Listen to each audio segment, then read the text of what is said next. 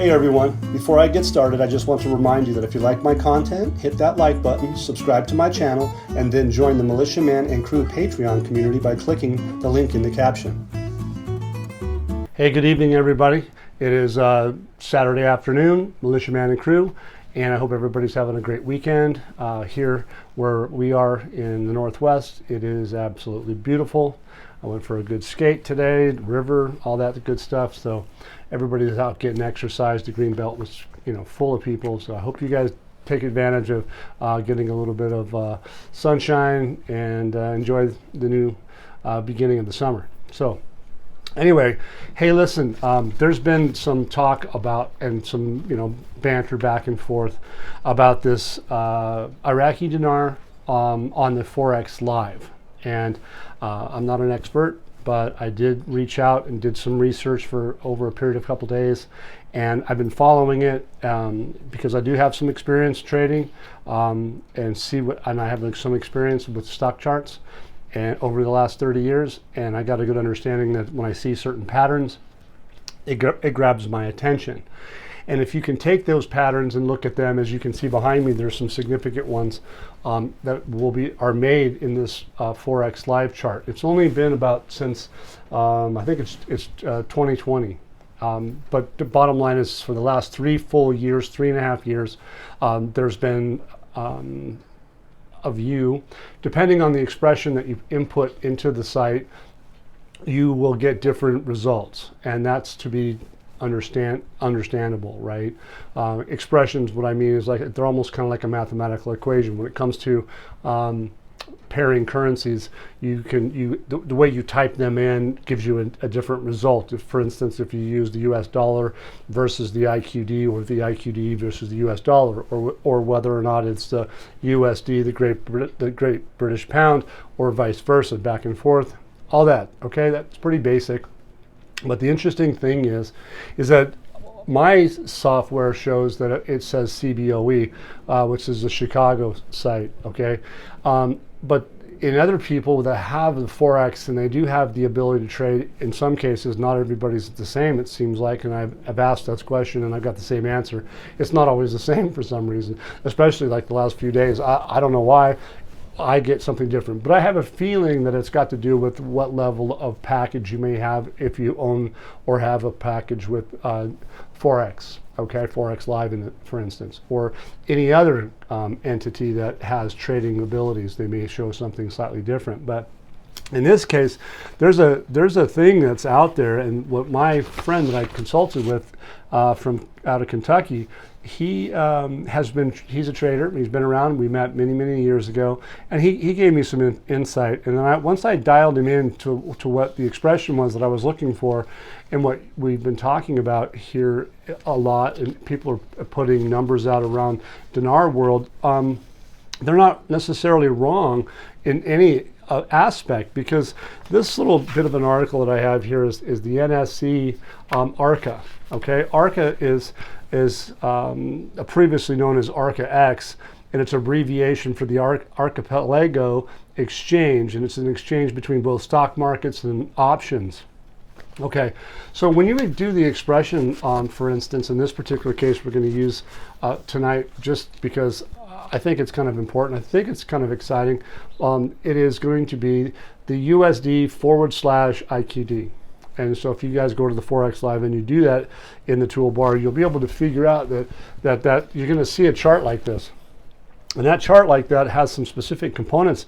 And what I believe is that after talking to some news connections of mine, thankfully I've got some people in our Patreon, .com with Militiaman and Crew. Anybody can come in and talk to us and see us and enjoy our Discord room. And some of those members have connections, and they have connections globally, because we have have a global exposure, okay? And some people appreciate the fact that, our honesty and integrity and our research, we try to do the best that we can, and that's what we do. And I think that this particular case, it took me some time. I've been paying attention to it for quite some time. It's been around for a few years, to be fair. This isn't brand new. I'm not trying to say I found it first or anything like that. All I'm trying to say is that I think I'm finding there's some credibility and some reality to it. Because if you looked at the volume, which grabbed my attention, was that the charts are live and you can see volumes and you can see patterns and you can see lots of things, and you're going, man, there's something going on, because they're actually trading. Well, how are they trading it? Well, interestingly enough, I'll get into some of that, but the bottom line is that this Arca site, for instance, has interesting concepts to it, but in its brief, in the history of it, look, it just goes back to November 1994. A guy named Stuart Townsend, Gerald Putnam, they founded a company called Terra Nova Trading LLC that moves forward to that in 2005, the Archipelago Holdings, owner of Arca-ATMs, bought the Pacific Exchange and what had been a close working relationship since 2021. Okay, in 2006, Arca merged with the New York Stock Exchange. Okay, and then they became NYSE Arca, New York Stock Exchange Arca. Okay, and then they go on to say in August 2013, Arca and sent multiple sequences to the NASDAQ system, which overloaded the securities information processor, the SIP, caused by RAID connection issues to NASDAQ. This in turn caused a chain effect reaction, which led to the NASDAQ flash freeze. That's just a little bit of a history. You guys can look this up, and you guys can do that on your own. I'm not going to waste any more on that. But the interesting thing too, though, is that here is an article that is NSYE. It talks about Arca, and you guys can all do your own research, and it's pretty simple. Terra Nova they talk about. They talk about 2000. They talk about 2005, 2006. Speedy, cost-effective electronic trading is what they're doing. Cheaper costs. They basically go on to some specific things, but the one thing that caught my eye was interesting is because this Forex Live, as you ask yourself, is that how are they doing that when the official exchange rate mirrors a different expression? When you type it in, you'll get that accurate CBI expression of about 1310. Okay, and so you have to play with it. You can take the / out and do USD-IQD. You can do IQD USD without that, and you're going to see what I just said is true. Okay, basically this item number 1 says components of the New York Stock Exchange Arca. The following are the main components of this: New York Stock Exchange Arca equities. One of the things that they talk about. It says the structure of the exchange is designed in a way that customers, people like big money, big money, okay, customers benefit from the fast electronic execution of trades, dark liquidity, transparency, and anonymous market access. So everybody's like going, well, how are they doing this? And where are they doing it? And how are they doing it? And obviously it's not retail. Of course it's not. Because what I believe this is, and from what I'm gathering from my news source, we're talking about, they have a news desk in the Middle East, and they are talking about, they're familiar with this. And when I had this conversation to him, he knew about this before. He says he already knew about it, and we had picked up a conversation specifically about it because of the fact he was aware of it, which was fascinating. Is because the people that he have taught him know what I know about charting stocks, expressions of pairing currencies, and God bless him, rest his soul. Day trader was when he was around in life and told me about a lot of these things, and so but I already have some experience. But the bottom line is that I believe that what we have seen was for the last 3 years is a data set that lasted about 3.5 years. In my experience, when you have stocks or bonds trading, anything with patterns, it's nice to have at least 3 years of experience in testing. And I think that that's where they were. I think that they may have got to a stage now where you can see behind me that obviously it's actually moved, which shows sentiment and shows success. And I'm going to try to give you a little bit of information that'll help you guys get to a comfort zone, saying, well, obviously it's not live yet, but is it the expectation still alive and well? And I would say that what we're seeing is definitely alive and well. It's fascinating. So keep that in mind. You guys can Google this stuff. It's simple. It's just, I didn't do a lot of research on it, but when I was able to get to this news agency and the people I interviewed, I opened their eyes too, because their view on it is different than mine, because I have this stuff 24/7, 7 days a week just about, and we have for years. If you guys recall, I've been doing this for a long time, and as has the crew for a long time. So we do vet things, and we do understand things, and we do talk about it on a regular basis. And we take in the good and we throw out the bad. But we're only as good as the information that we bring. And I have to say, though, with this information lining up and getting some clarification from traders and people that know, it just adds support to where we are in a really good position for Iraq to show their true colors. Okay, so here's an interesting thing too, you guys, is that, remember, if you go back to the chart, you can see in specific time frames. You have patterns. You have consolidation patterns. You have this consolidation. In a sense, this whole consolidation right here is actually going to turn out to be looking something like this. This pattern right here from this top right here was back when Khatemi was in office, was right here, okay? But it never happened. He got ousted, I guess, or lost his position, and then al-Sudani shows up. And this big bowl right here is kind of like what they call a teacup, okay? And this part here to the right is what they call the handle. So if you erase all that part right there, you can kind of see a cup, right? Okay. And anyway, these have specific dates. So interestingly enough, we're going to talk about some of these things, but at this point right here, if you happen to know what a teacup is, when this went down to the bottom, but when it broke out, this top right here, international traders know that stuff. They know what to look for. That's a buying opportunity. And then you can see what happened afterwards, because this pattern right here gets people's attention. And you can look at the gold market, and you can look at the 30-year chart, for instance. This is a 3-year chart, but this same pattern is in the gold chart, okay? And it's massive. It's way bigger. It's unbelievably bigger.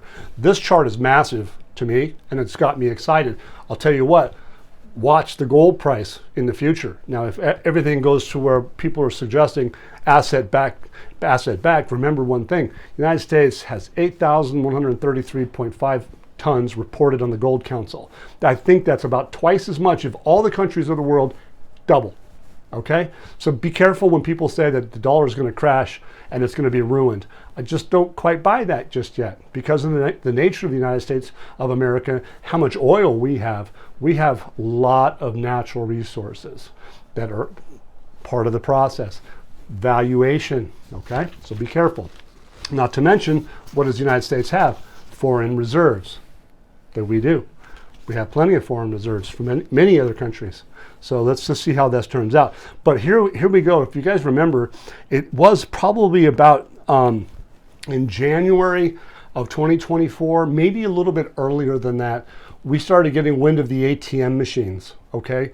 And what we found from the same news sources that they talked about, which wasn't necessarily always public information, but the point was that we knew about the fact that these ATM machines that they were bringing in had problems. They weren't facilitating the movement of the money properly. They weren't accurate. So they were giving out too many currencies or not enough of the new currency, and so they had to readjust. And it was kind of a hard part, because they had to stop and they had to retrofit them and or replace them with new. And so we saw this, and they came back out. That was in January, okay? And then when they came back out in March 11th, I think we can probably find right around here in 2004 that, let's see, this October, bear with me.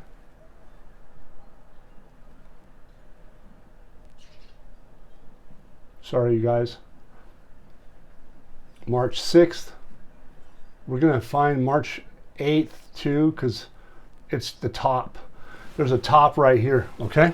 So anyway, this article was written on the 11th, and it's bullish for what? For ATM machines. It goes on and tells us that among the issues related to the economic affairs in Iraq, the issue of ease of dealing and dispersing or depositing funds in the relevant institutions by the people who deal with them, which are supposed to have technical advantages and professional characteristics of the utmost precision and speed, if we take into account that the world today is witnessing leaps and bounds, a great remarkable quality in achieving banking services in an important vital economic field after it reaches advanced stages, unique and advanced capabilities, and its stages of growth that have passed for decades and have become among the self-evident things in the work of the development field and the milestone in the modern era. So, but basically what they're talking about presence of two types of ATM machines. Okay, that's what we're talking about. That's on the 11th. Interestingly enough, you'll see that in that reflection, that was a top. So this article came out just about the 8th, and it came out at the 11th, and it was in support of Iraq doing electronic banking and ATM machines. It says a finance committee in the House of Representatives announced that it is submitting proposals to develop the financial sector from and by activating the ATM system at all outlets. Okay, so then fast forward. So that was over 3 months ago and some change. 3 months and a few days. Today's the 15th. That was the 11th. That top in the marketplace right up in here. Look at this. This is where they moved. This whole thing right in here is where everybody started to jump in. That's where JPMorgan-Chase and everybody, I believe, and I think I can show it, will have probably accumulated right here. After all this time, they decided to go for what? They started to get with people to invest. And I'm going to show that. But anyway, I'll back up a little bit and go back to the Rapidain Bank announced yesterday, which they said today, but it was yesterday. The start of deploying ATM machines in its branches. It says, as media stated in a statement received by the Iraqi News, that the bank has begun deploying ATM machines in its main branches and then institutions, commercial areas, and malls, respectively, noting that this is the implementation of strategic objectives enhancing the spread of the banks and services in accordance with Rapidain's strategy to enhance financial inclusion and providing the best services to its customers.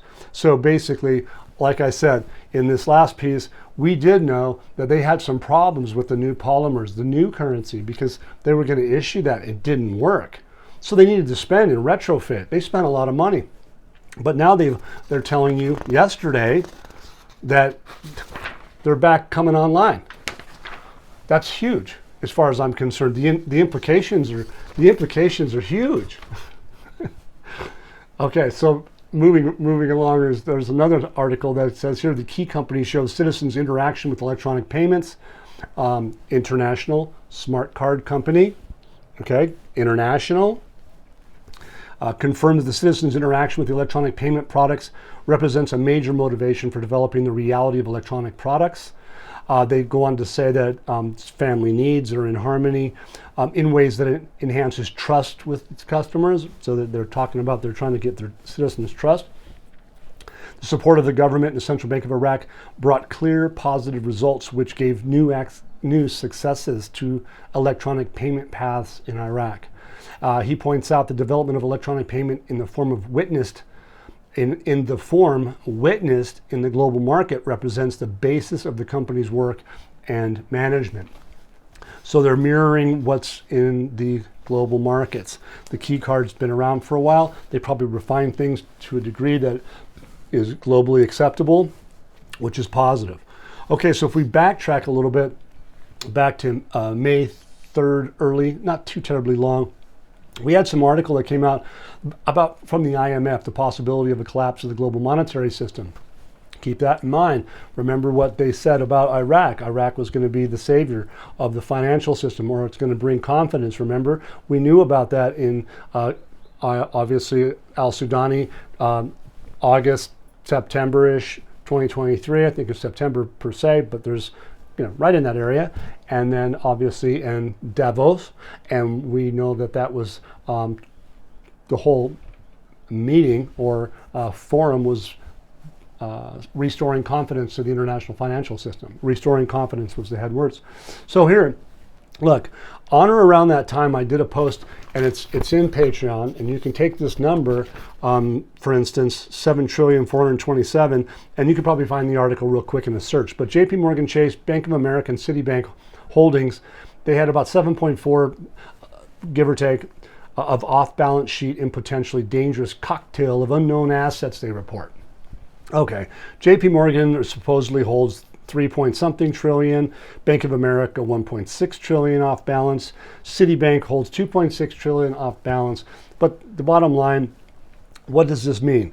Well, the Federal Reserve defines off-balance sheet activities as quite diverse in nature and says they may, they don't say they do for fact, they say they may include such instruments as firm commitments, standby letters of credit, foreign exchange, two keywords, financial futures, forward contracts, options, interest rate swaps, contracts, and other derivative products. This data is on the Forex Live. Read what they do, okay? All right, all of that. Fascinating, okay. Again, last year, the Federal Reserve announced a proposal that will impose higher capital requirements on banks to ensure their balance sheets are more resilient in economic downturns. Okay. Likely because of Basel III, 4 requirements, etc.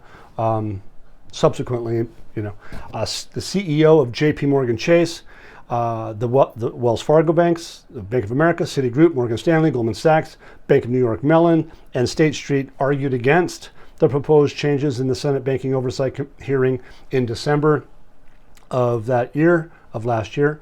In a prepared statement, JPMorgan-Chase, Jamie Dimon, he's the CEO, said changes would damage the banking industry and the economy at large. And he goes on to say, despite zero evidence the large U.S. banks are undercapitalized today, the proposal of Basel III endgame rule, if enacted, would unjustifiably and unnecessarily increase capital requirements by 20-25% for the largest banks, which would limit their ability to deploy capital in times of need. Okay, I'm not going to get over onto that. But also remember what I said too. Okay, more to the story, and we'll go to the chart. It says conditions that cause an internal crisis. What is the importance of Iraq joining the global financial system? That was on August 9th. And August 9th of 2023 is right in this area, August 18th, 14th, and we'll leave it at there, August 8th. And so basically traders would be looking to move into this at that time because of the nature of this pattern.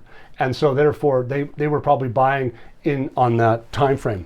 And speculation on my part, but for a trader and traders like Jamie Dimon and those banks, it would be time to layer in cheap. What's the price at that time? It's down in just a little over $1, $1.20 to $1.50 range. You see what I mean? And now look at it. It's at 440 on this chart. So the sentiment obviously looks really well, because if this is a beta test, but it is using money and that volume is real, and that's the biggest players in the world, because why? They have anonymity. They don't have to tell you who they are. So you don't know. They have dark liquidity, which dark liquidity is massive amounts of liquidity that you don't know where it's coming from, right? And fascinating. So this Arca system, the way they have it, gives transparency, anonymity, and has liquidity. And therefore, they probably use that. And why do they be able to use it? Because they probably have a lot of money. So anyway, today, August 9th, Parliamentary Finance Committee reviewed the benefits and importance of Iraq joining the global financial system.